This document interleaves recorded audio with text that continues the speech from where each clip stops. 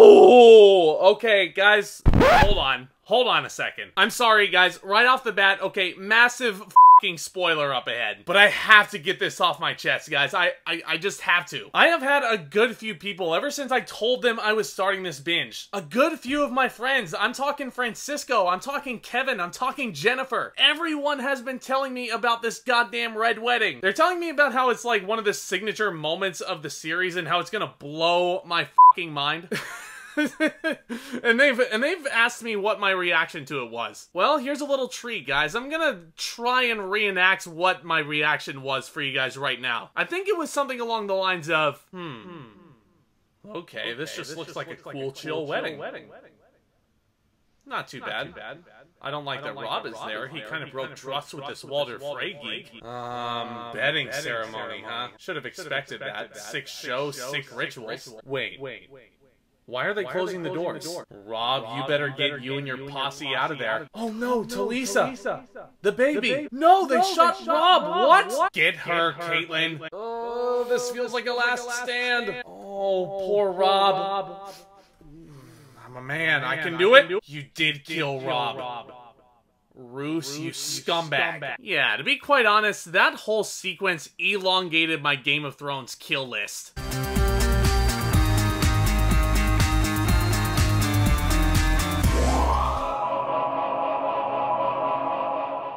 Guys, what's up? Welcome back to the channel. As always, I thank you all so much for stopping by. I hope you enjoy your stay, but holy balls, Game of Thrones Season 3 is insane. Let's talk about it. But yeah, just to get this out of the way, folks, yeah, in all seriousness, yeah, welcome back to the channel. We're gonna talk about Game of Thrones Season 3 and the batshit insane stuff that happens.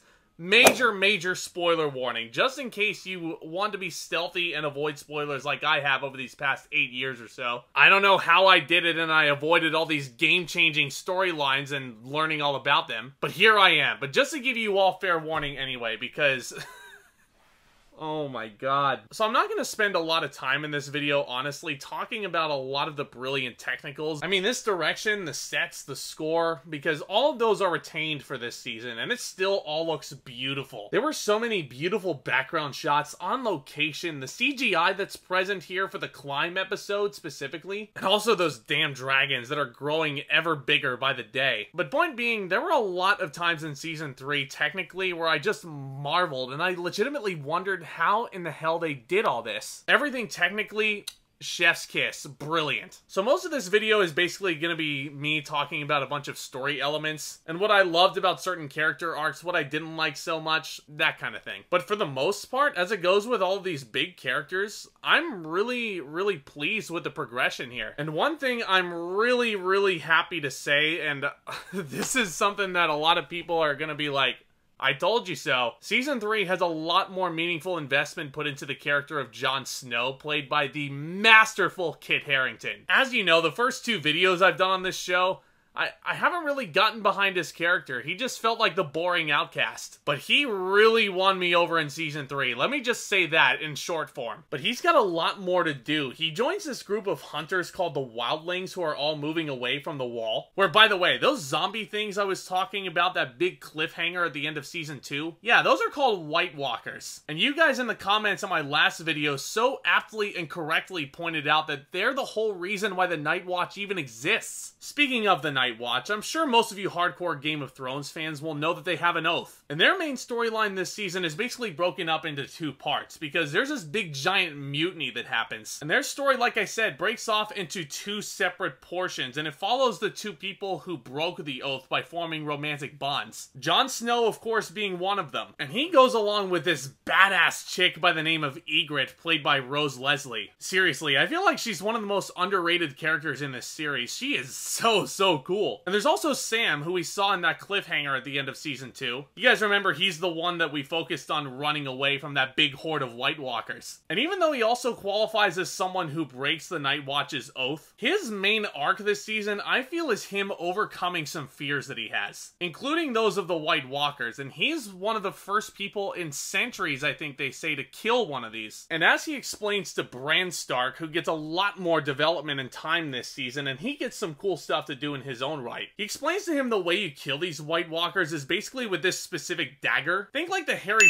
Potter mechanism, where the only way you can destroy Voldemort's Horcruxes is with basilisk venom. Similar idea here. You can only use a certain dagger to take down a White Walker. I mean, hey, the more details, the better. But my feeling is, season 4 and beyond, I do feel like Jon and Sam breaking the oath is gonna come back to bite them. I gotta talk about Daenerys Targaryen, played once again beautifully by Emilia Clarke, and she gets a lot more to do in this season as well. Even though it does feel to me like the same kind of storyline she had in season 2. I mean, she's just conquering more lands at a much more accelerated pace. I really love the way she ended this season too, with her being heralded as the mother of these enslaved people. She really does feel like a badass Phoenix type leader now, risen from the ashes. Now, speaking of Dany, her arc this season also includes a new possible suitor, which leads me into the first new character this season that I think is super awesome. You probably know who I'm talking about. It's Daario, played by Ed Skrein. Most of you know him as Francis from the first Deadpool film, but this obviously came way before his Marvel fame, and I think he's really awesome. A lot of swagger, a lot of charm, and quite the badass. He's almost like the Thor of this universe with how he presents himself. I don't know, that may seem like an out-of-the-box comparison, but that's just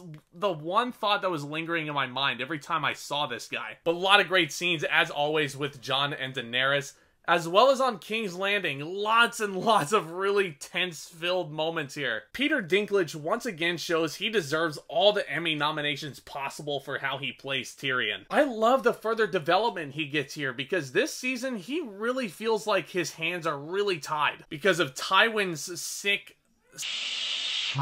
plan to marry him off to Sansa, who's only 14 if I remember right, and also marrying Loras off to Cersei. I'm like, ew, what is your problem, man? I mean, even though this character is ass, Charles Dance as Tywin is so excellent. I mean, he's got so much power, so much poise with this role. I just really want to see him get his soon. Now, speaking of characters who deserve all the pain in the world, I'm not going to talk about Cersei and Joffrey because they're just ass. They're horrible characters. I mean, these actors, Lena Headey and Jack Gleeson, are playing these roles to perfection. You desperately want to see them get their comeuppance, and they're aware of that. And they do everything they can to make you hate these characters. And I do. And I can't wait to see what happens to them. I will say on a side note that it was nice to see Joffrey get a little bit more to do this season as he becomes more acquainted with Marjorie Tyrell, played by Natalie Dormer. He's at least not a totally abysmal human being when he's around her. He's still a monster though, don't get me wrong, but she's figured out a way to tame the beast, and I think Marjorie's really cool as well for that reason alone. And Sophie Turner as Sansa does get a couple of nice moments of hope thrown in there, but as soon as she's forced into marrying Tyrion, she's pretty much right back to square one where she began the season. I think her emotional moments are fantastic acting showcases, but I would really love to see her character go a little bit deeper in season 4. And her little sister Arya becomes quite the badass, doesn't she? And Maisie Williams is once again fantastic in the role. She really does understand this arc of Arya, and she plays all of her moments brilliantly as well. Granted, this is going to be weird to say,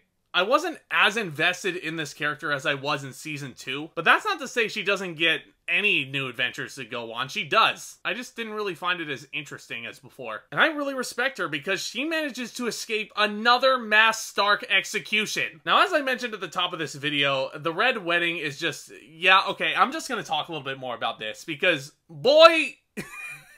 If you thought Ned Stark's decapitation near the end of season 1 was horrifying, the Red Wedding makes that decapitation scene look like Candyland. The Red Wedding is gruesome, it is graphic, gore everywhere. It definitely lives up to the Red Wedding moniker, literally. I mean, you got arrows blasting from all directions, main characters are dying everywhere, it is just fucking nuts.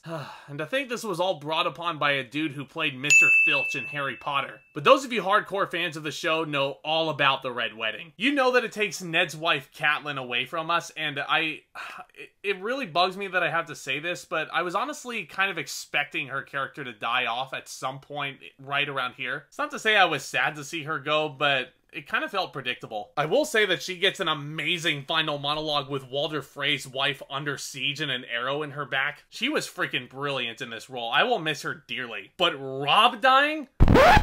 Never would have guessed that this is where he died. I mean, this is Richard fucking Madden on the ascension to greatness. I would have expected him to at least last until the final season. Now, I realize some of you may be sitting there in the comments section going, haha, Zach, You're so dumb because you grew too attached to Robb. And also because you didn't read any of the books. And well, you would be correct. I didn't read any of the books, and that's probably why I won't see any more shocking events coming. Joking aside though, Richard Madden in his final season with the show, phenomenal. He really understands that as a ruler, Robb doesn't feel wholly ready yet. But unlike someone like a Joffrey or a Theon, he knows when to show mercy to the people who deserve it. And he doesn't go fully deranged like those two guys do. He's actually very likable. And his relationship with this Talisa chick is just so sweet. And I'll be honest, the scene she told him she was carrying his child, I mean, it got me. It was tugging at my heartstrings. I mean, guys, I obviously love this show. This is stellar television, one of the greatest series of all time. No questions asked. This show continues to astound me with its large world building and phenomenal character arcs. But even with one of the greatest TV series of all time, I do have a couple of small nitpicks. And they mainly have to do with the villains and their arcs this season. I will say, they're doing something really interesting here on paper by giving them some redeeming qualities. This is not a bad idea. And I, for one, endorse the hell out of more character motivation and development. Especially for villains. Give them all the development you want to. Make us understand why they are the way they are. It's just who they picked to redeem that really has me concerned. One of whom is Jaime. Now, first things first, as the Kingslayer, Nikolaj Coster-Waldau is stellar. He goes through a lot in Season 3, mainly as an escaped captive with this chick, Brienne. Really cool character, by the way. Super badass. And Coster-Waldau, of course, does a fantastic job with the material he's given. I'm gonna have to wait and see in future seasons if they try to redeem him a little bit more. Because let's face it, Jaime is still human scum. He's still a sick freak, especially when you consider the things he's done with Cersei in the past. Unless you're Tyrion, if your last name is Lannister, in the Game of Thrones universe, chances are you're a sick bastard. Also, Theon Greyjoy, played by Alfie Allen, I believe? This one's on me. I completely failed to mention him in my Season 2 review for this. I think he's absolutely phenomenal in this role. He's a stark contrast to Robb. Pun absolutely intended. But he's the guy that basically usurps Winterfell from the Starks, and yeah, you can tell he's not quite ready. And as a leader, he grows fully deranged. Well, they do some things to him in a torture chamber this season that are pretty graphic. And I'm not gonna say the worst extent of it on video because that's how painful it is and graphic, but let's just say I didn't think it could get any worse than them pulling the pinky bone out of his finger. It's all graphic shit, but he's still Theon. I think he kind of deserved it. And that leads me into a character I'm really excited to see more of down the line. And that's Theon's mystery abuser. And he turns out to be Ramsay Snow, illegitimate brother to Jon, bastard son of Roose, who's also Robb's murderer. I cannot wait to see what else Ramsay does going forward, because his one-liners are some of the darkest comedy you can imagine. And this actor, oh man, he just plays him so perfectly. This is a wicked son of a bitch. Just so fun to watch. I can't wait to see more of him. Despite those little nitpicks I had, I'm ultimately not gonna downgrade this season for it, because you know what? Those are just concerns for later seasons, and I'm sure they might be able to fix them. There's 5 more seasons, keep in mind. And all things said, I had a blast watching Season 3 from beginning to end. Great performances, great production value. It's one of the most captivating binges you can do on HBO Max right now. Season 3 gets a well-earned A+. Safe to assume I recommend this show. But let's face it, you guys have probably all seen it at this point, and I'm just late to the game. So if you guys want to continue seeing my weird reactions to this show and just the shock all over again, and if you guys are looking for a place to continue discussing cinema and all things entertainment with me, please definitely consider hitting that big red button down below, because it is free. It really does help out the channel, number 1. And number 2, you guys will be the first ones to know anytime I upload a new video over here. And please be sure to leave a big thumbs up on your way out. I'd really appreciate that. I'd like to know what your guys' thoughts are on Season 3 as well. What was your favorite arc? Did you enjoy it? Did you not? Love to discuss all that down in the comments. And as per, look out for more exciting content hitting this channel very soon. You guys are awesome. With all that being said, back talk, commence.